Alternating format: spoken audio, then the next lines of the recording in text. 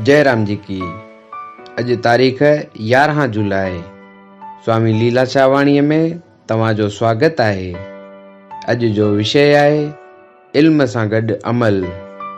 स्वामी लीलाशाह महाराज फरमाइनि था त गृहस्थ आश्रम में रहण जो इहो मतिलबु न आहे त ज़ाल जो ग़ुलाम थिजे।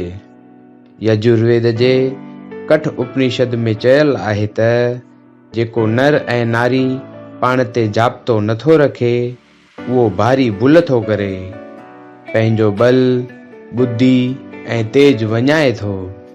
जेको पंहिंजो कर्तव्य नथो पाले सो पशु आहे।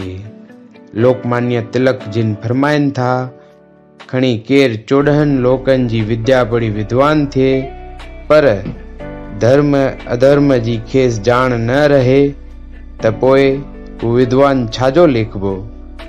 विद्या का ख़राब न आहे, विद्या जो ॾोह न आहे, पर उन इल्म सां गॾु अमल बि हुजे।